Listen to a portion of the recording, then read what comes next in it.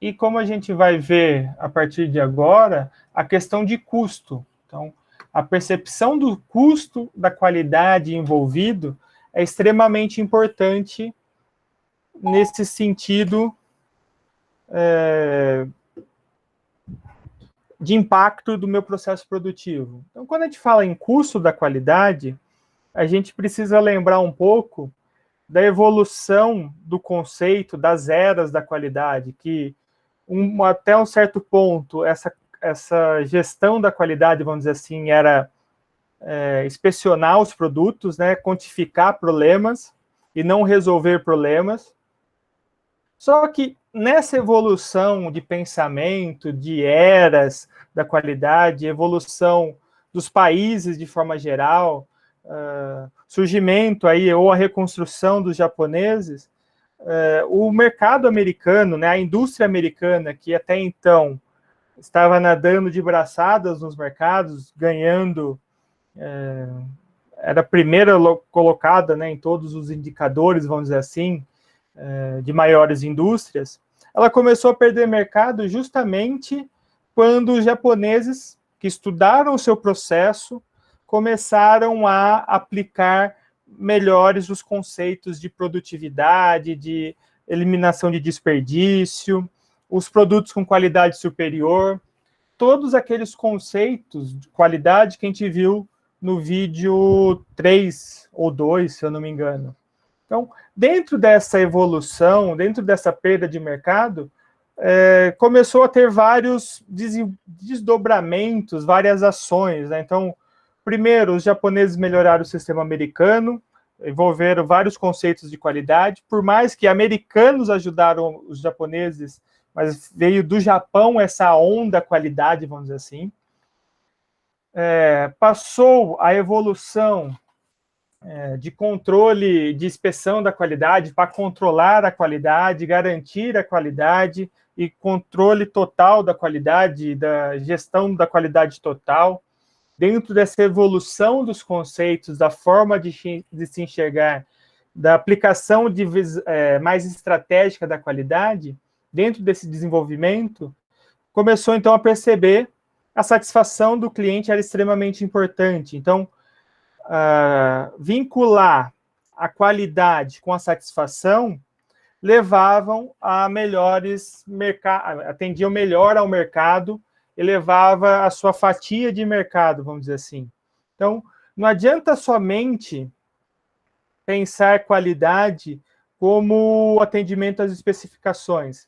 Eu tenho que pensar qualidade na satisfação dos meus clientes, naquilo que o cliente imagina que agrega valor e, como o próprio TQC diz, como uma vantagem competitiva para a empresa perante ao mercado. E aí, Juran, dentro das várias coisas, né, que ele pensou, desenvolveu, ele pensou nessa ótica de visão interna e visão externa. Ou seja, a qualidade tem que ser pensada nessas duas visões. A interna, voltado ao meu processo produtivo, voltado aos indicadores, às especificações, aos itens do meu processo de produção, e a visão externa, que tem essa visão do mercado, alinhar os meus conceitos ao meu mercado, aos mercados no qual eu atuo. Então, um não funciona sem o outro. Se eu pensar só interno, eu posso ter o melhor sistema de produção do mundo, mas o meu mercado não enxerga isso, então não adianta nada. Ou o mercado demandar várias coisas que eu não consiga produzir, não consigo atingir essa expectativa. Então, eu preciso alinhar essas duas visões. Então, falando um pouco de cada uma delas, como eu já comentei, a parte interna, produtos, a produção com as especificações. A externa é justamente alinhar ou levantar a minha concorrência, comparar meus produtos com a concorrência ou com os melhores do setor. Então, definir, vamos dizer assim, uma meta a ser cumprida, um padrão, uma régua, vamos dizer assim, que eu tenho que sempre atingir pelo menos aquele nível para conseguir conquistar o meu mercado. lembrando que eu falei em algum vídeo anterior, fator ganhador de pedido, fator qualificador, que influencia na forma de se pensar, na forma de agir. Pensando mais uma vez em interno e externo, a gente tem aquela questão do produto seja aceito na inspeção, ou seja, o padrão de produção está dentro da especificação, dentro das dimensões. Então, o setor qualidade, aí, vamos dizer assim, o departamento de qualidade, as pessoas voltadas à qualidade, tem que verificar por meio dessas inspeções, seja lá por amostragem, usando várias ferramentas que a gente vai ver nas próximas aulas, eu tenho que o produto tenha passar nessa primeira aprovação. Já na versão externa, é a visão ao longo da vida útil do produto. Se alguém, só para exemplificar, se vocês observarem garantia de automóveis, até então, esse termo garantia, para o mercado nacional, produção nacional, não tinha tanto período de garantia. Foi só o mercado japonês entrar aqui no mercado nacional, começou a ter pelo menos 5 anos de garantia. Lógico que isso amarrado à manutenção preventiva, seguindo lá o manual do proprietário, mas eles garantiam por 5 anos o funcionamento do produto, a satisfação do usuário com o produto. E isso obrigou as indústrias nacionais a reverem sua forma de garantia. Se eu vou garantir que um produto tenha que durar 5 anos, eu tenho que garantir que ele não gere defeito por 5 anos. Né? E aí é o Murphy age sempre que depois do 5º ano de garantia, depois que acaba a garantia, surgem os primeiros problemas, né? É sempre Murphy atuando, mas aí é outro problema. Então, o mercado, né, automobilístico sofreu esse impacto vindo da Toyota, vindo dos japoneses, vindo dos coreanos, né, dos sul-coreanos. Isso impactou a forma de se pensar, né, de se agir como qualidade. Uma outra a parte interna, definir, né, prevenir os defeitos, e na parte externa atender às necessidades. Parece que o objetivo é o mesmo, mas as visões, a forma de se enxergar isso, pode gerar alterações, né? Então, desculpa, o impacto dessas visões, da forma de se enxergar,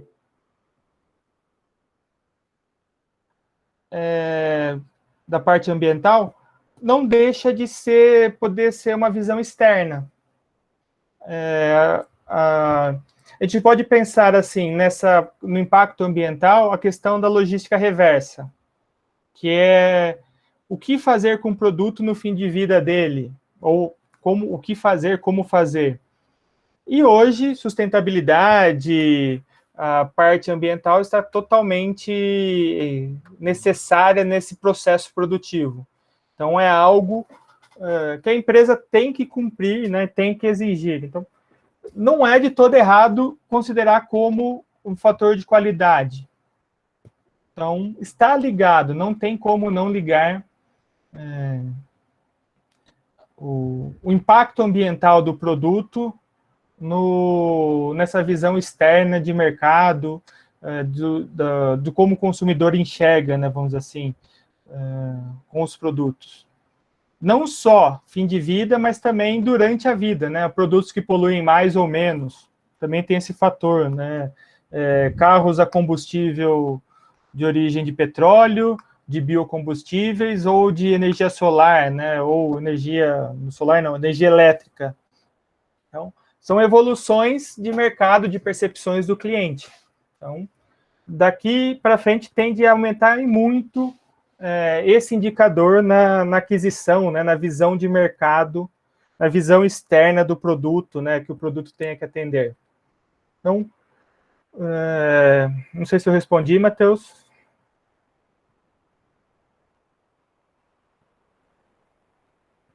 Bom, continuando. Legal. Continuando nessas visões, nessas comparações, outro nível, né, outra diferenciação, vamos dizer assim, qualidade centrada na fabricação. Então, a visão interna é justamente produzir dentro dos padrões, seja de padrões estabelecidos e normatizados pela ISO que a empresa possa ter, seja dentro das especificações. Então, seguir os padrões estabelecidos. Já na visão externa, a questão de funções do produto, aquilo que me atende. Podemos também pensar nessa visão externa na questão custo-benefício, aquele que apresenta o melhor custo-benefício em relação ao que eu posso obter, ao meu recurso disponível para adquirir um novo produto. A questão das referências, né? Na parte interna, para medir a qualidade, as especificações, ou baseada no cliente para medir a qualidade.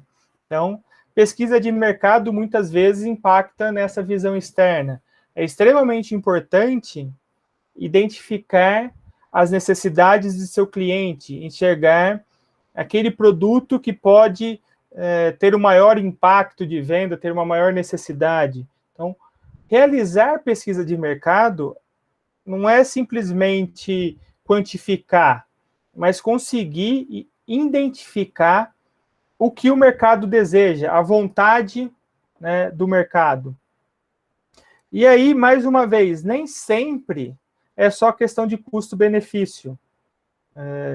Mas tem as características, aí eu volto ao que o Matheus perguntou na questão ambiental.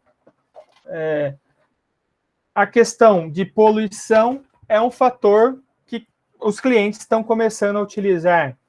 Na atividade desenvolvida, acho que a atividade 1 que foi desenvolvida, a percepção de qualidade, que foi lá conformidade, confiabilidade, aqueles 7 ou 8 dimensões da qualidade para escolher um determinado produto. E essas definições são baseadas no que o cliente demanda.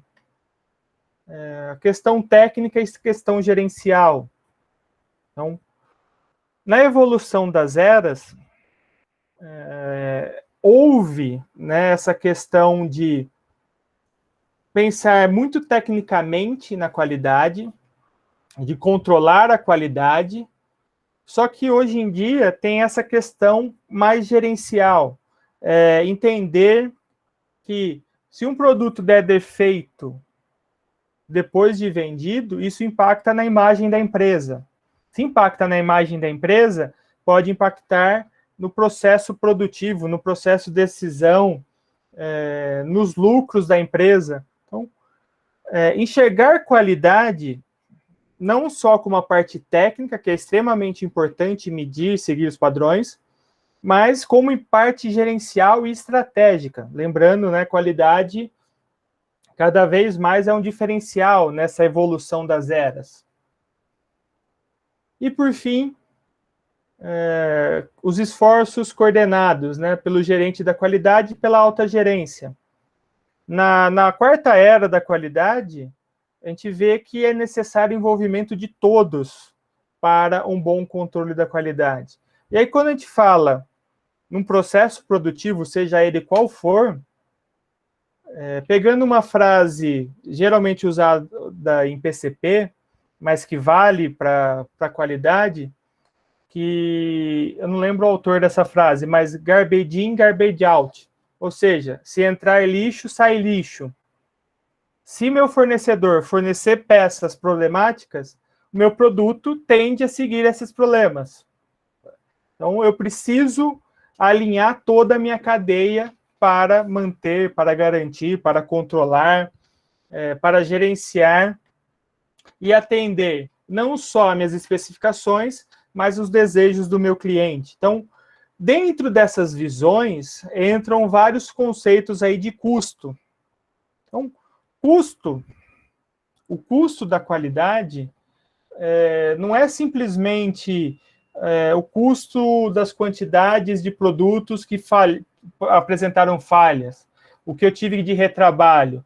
Existem vários fatores aí que impulsionam o custo, né, que geram o custo. Então, quando a gente pensa em custo, a gente liga, ou deveria ligar pelo menos, o conceito de valor agregado ao cliente, o que o cliente imagina de valor agregado.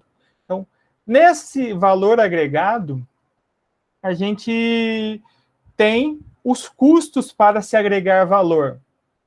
Só que muitos desses custos são por falhas do meu sistema. E aí entra, vamos dizer assim, o primeiro módulo de custo da qualidade, que está ligado a falhas internas. Ou seja, falhas do meu processo de forma geral, aqueles que, dentro da linha, geram desvios de funções, vamos dizer assim, desvios de uso do meu produto. Então, aparece dentro do meu processo. E a gente pode listar algum deles, como refugo, retrabalho. Então, refugo e retrabalho é material perdido, é hora homem ou hora máquina perdida. Então, se eu fizer um produto e lá no final eu refugar, todas as operações tiveram um custo e esse produto passou por essas operações e absorveu esses custos. E aí, lá no final, eu detecto o problema e não tenho o que fazer, é simplesmente como se a gente rasgasse dinheiro no meu processo. Por isso, nessa evolução das eras do pensamento, veio o conceito do operador ter mais influência em determinar. Então, se o operador já determina que o produto está com falha, o processo está com alguma falha, ele já para imediatamente para não continuar produzindo problemas, né? Teria que produzir soluções, produzir produtos. Reinspeção, né? Horas de inspeção e reinspeção, defende muito da forma como a empresa analisa os seus processos, por amostragem, inspeção 100%, se tem alguma automação com visão de máquina. Então, na evolução da indústria, né, no 4.0, na indústria 4.0, essa inspeção ou reinspeção ou inspeção total praticamente é feito pelas máquinas. Então, essa inspeção total serve no quesito aprovar ou reprovar lotes. Será que eu tenho que analisar todos ou eu posso analisar partes, né? E aí entra o controle estatístico. Então, os testes de hipótese, probabilidade estatística, que vocês lá, em algum momento da faculdade, já viram, ou estão vendo, ou vão ver de novo. E essas falhas geram redução de preço de venda. Pegar exemplo de lojas. Não sei se alguém já observou, mas essas grandes redes, geralmente, quando vai vender o produto do mostruário, o preço dele de venda é mais barato, porque ficou ali no mostruário, muitas vezes, pelo próprio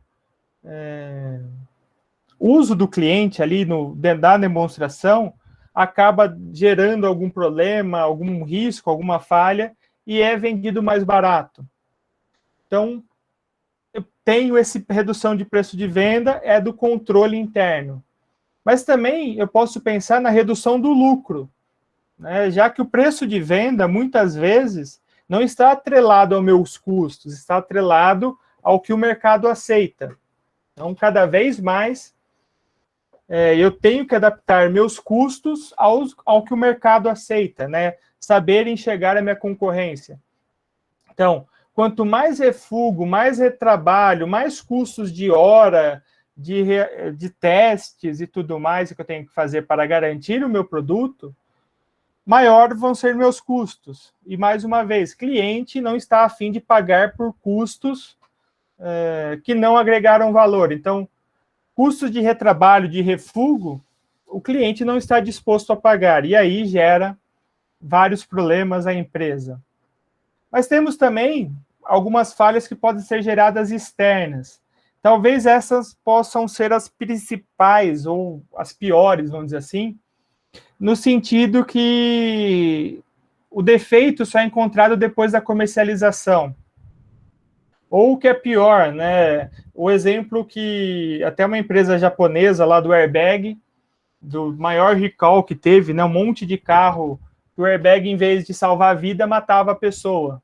Então, isso mostra um problema gigantesco na qualidade, no desenvolvimento do produto, que só foi percebido depois que algumas pessoas começaram a morrer, né? Com estilhaços lançados pelo airbag.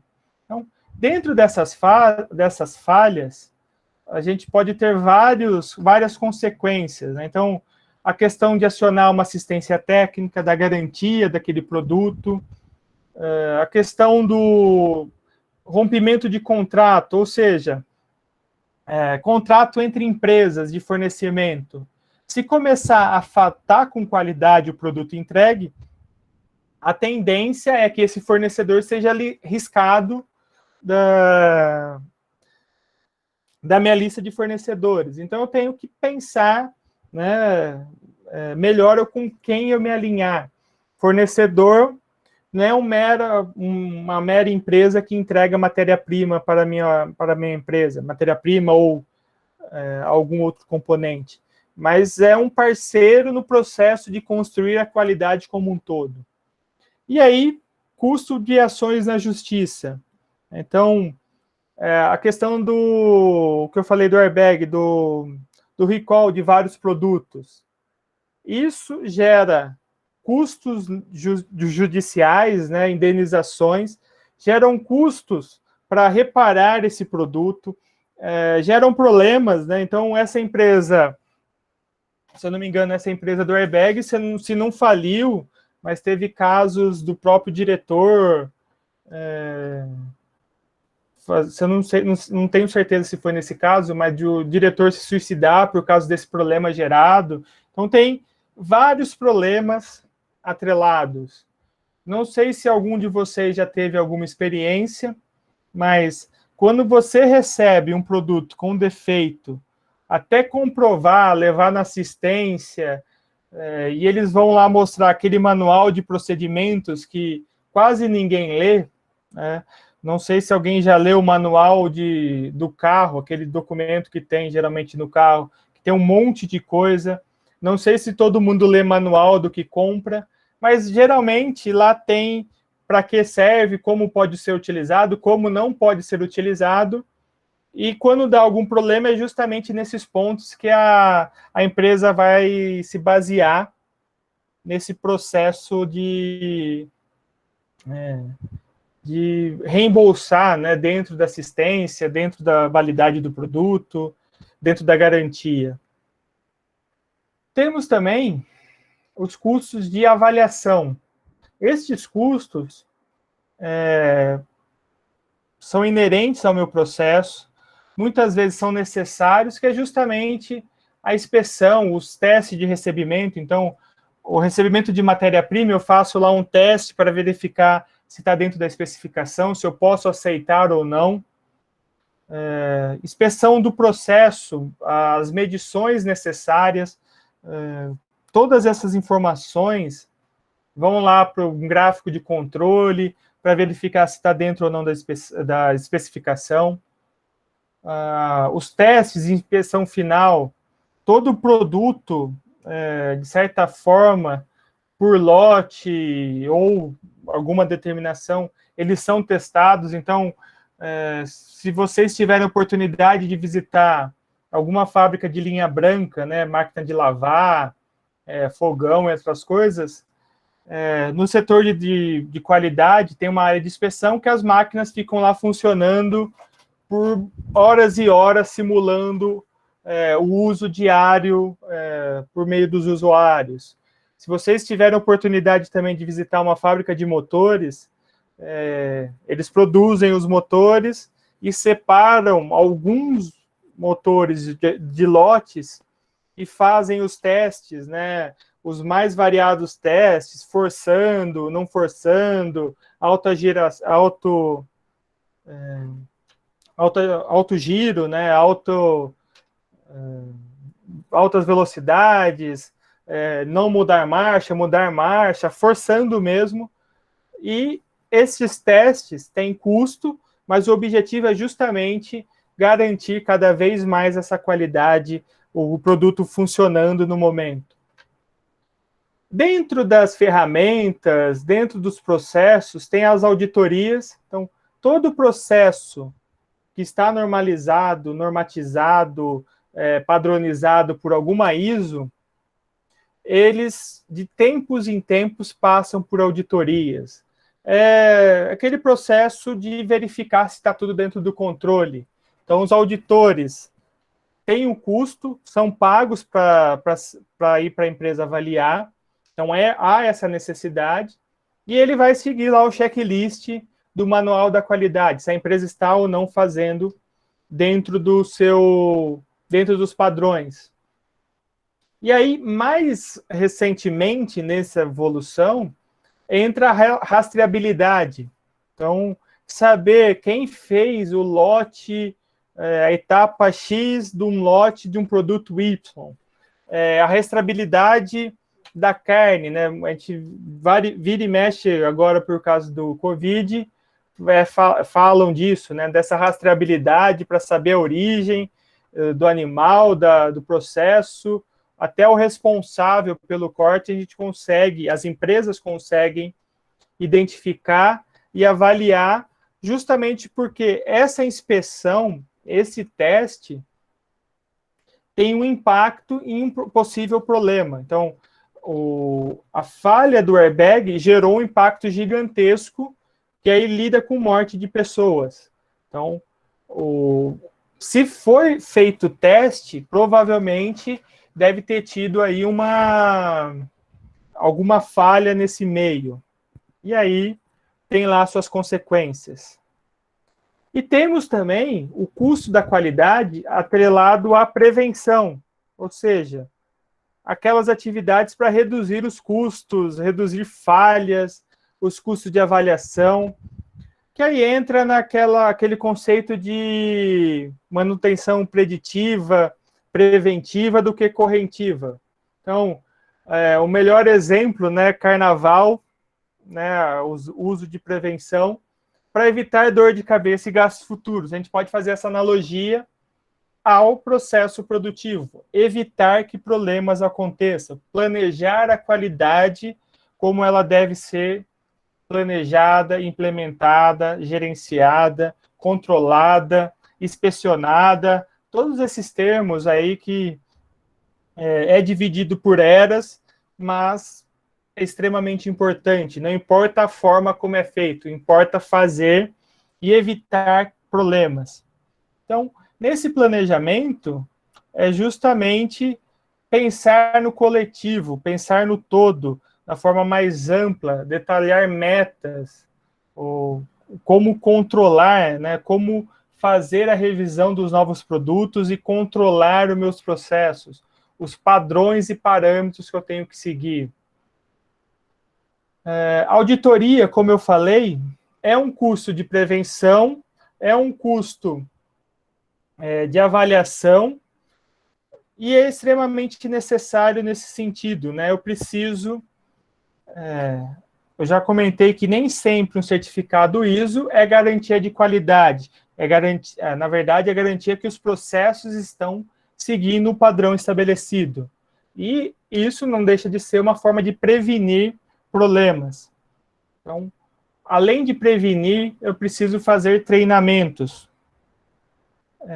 Parece redundante, mas um funcionário bem treinado é um investimento para a empresa. Ela evita erros no processo produtivo, erros no procedimento padrão, vamos dizer assim, da operação. Evita desperdício de tempo, evita desperdício de matéria-prima. Então, tem vários benefícios que o treinamento traz para o meu processo. E um último, como eu já comentei de forma geral, a qualificação e desenvolvimento de fornecedores.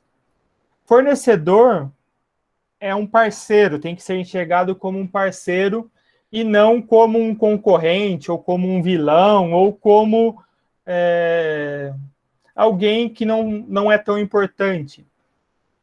Alinhando um conceito de gestão da cadeia de suprimentos, a gente alinha lá a necessidade de eu conhecer toda a minha cadeia de fornecedores, e isso leva a eu prevenir os meus problemas.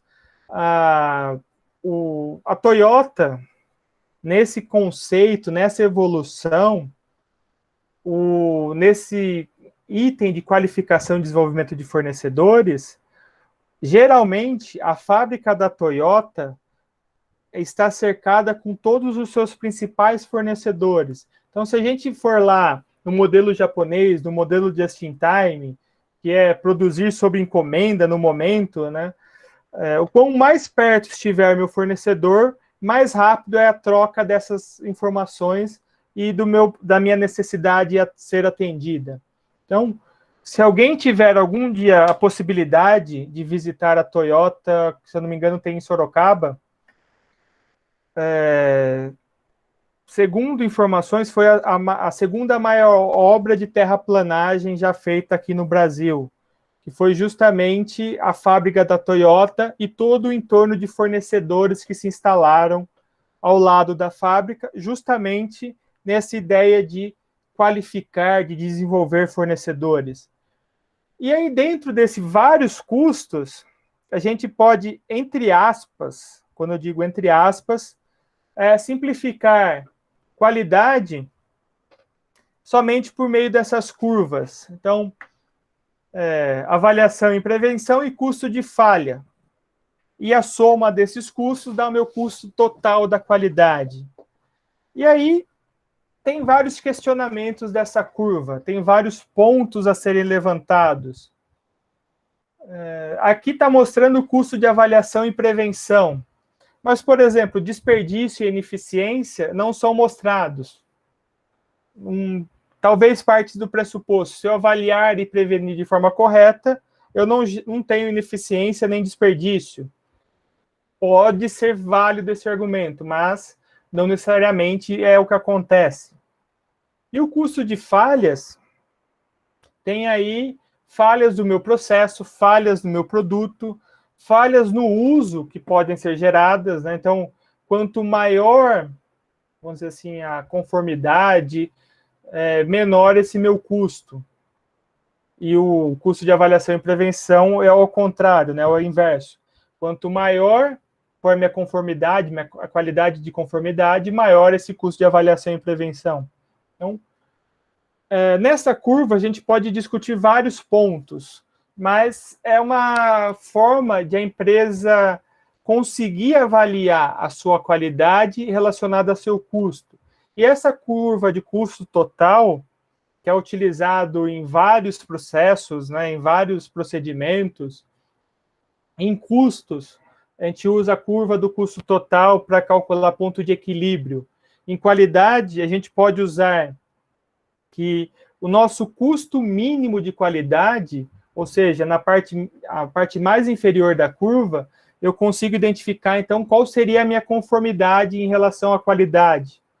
E esse valor entra naqueles itens que eu comentei sobre o impacto do cliente visualizar ou não a qualidade, a quantidade de refúgio que não está computado aí, mas entra, né, amplia essa discussão. Novos mercados, conquistar novos mercados, amplia meus custos, né, dessa avaliação, dessa distribuição, os custos logísticos, que de certa forma influenciam na qualidade. Então, tem vários elementos que eu tenho que levar em consideração. Então, quando a gente analisa essa curva, uma variação desta curva, a gente pode listar, né, os custos que eu falei de falha interna, falha externa, detecção e prevenção, nesse sentido, nessa ordem de tempo. Então, com base em tudo que foi falado, da implementação de um sistema de gestão, do fornecimento de melhores medidas, o uso de melhor de ferramentas, a gente pode pensar que esses investimentos são amortizados ao longo do tempo, são evitados, né, custos maiores ao longo do tempo. Então, esses investimentos no processo qualidade, nas ferramentas qualidade, leva a uma redução em todos esses custos. Então, o impacto de prevenir, o impacto de detecção, por meio de uma inspeção, por meio de alguma forma, tende a diminuir com o tempo. Então, tende a gerar uma redução no custo de não qualidade. O custo de não qualidade é algo muito mais caro, vamos dizer assim, para a empresa do que pode se parecer. Pegar um exemplo simples. Se algum produto que vocês comprarem der algum tipo de problema, a tendência é que você mude de fornecedor, mude de marca, mude do produto. E aí, esse custo de não qualidade do produto, o cliente enxerga, né, como essa não qualidade e impacta até no nível de mercado da empresa. Então, é extremamente necessário, né, não puxando sardinha, né, cada um pode definir o que é melhor, a empresa o que é melhor, né, dentro daqueles objetivos que eu comentei logo lá no primeiro vídeo, os trade-offs que a empresa tem. Então, dentro de tudo que acontece no ambiente complexo de uma organização, tem que ser tomadas algumas decisões. Se focar em qualidade, né, alguma delas a gente vai vendo ao longo das aulas, mas é importante salientar esse custo, esse investimento, que vamos dizer assim, muito mais um investimento do que um custo propriamente dito. E dentro da melhoria contínua, do ciclo PDCA, da implementação do ciclo, da melhoria contínua, evento Kaizen, o DMAIC com 6 Sigma, tem essa evolução. Então, a médio e longo prazo, a empresa tem que buscar evoluir nesta curva. Então, quanto mais a curva de custo total for deslocada para a direita, melhor, vamos dizer assim, vai ser a percepção da qualidade, a conformidade com a qualidade, e melhores serão os benefícios da empresa perante a tudo aquilo que está sendo investido, a tudo aquilo que está ou não conforme com as suas necessidades. E aí, lá como comentado nas eras, na evolução, e nos próprios gurus, alguns deles falam, a empresa se torna mais competitiva, tem um ganho estratégico, vamos dizer assim, quando passa a servir ou oferecer produtos e serviços que melhor atendem os requisitos do mercado e os seus próprios requisitos internos, né? Os custos da não qualidade forem menores internamente na empresa. Então, desculpa, é interessante, é importante ter essa visão do todo. Então, independente da ferramenta, dos dados, das informações, é necessário pensar no conceito custo, no conceito reduzir esses impactos, não só custos produtivos, mas também o custo de perder um eventual cliente. Por hoje, né, nessa parte teórica, seria isso.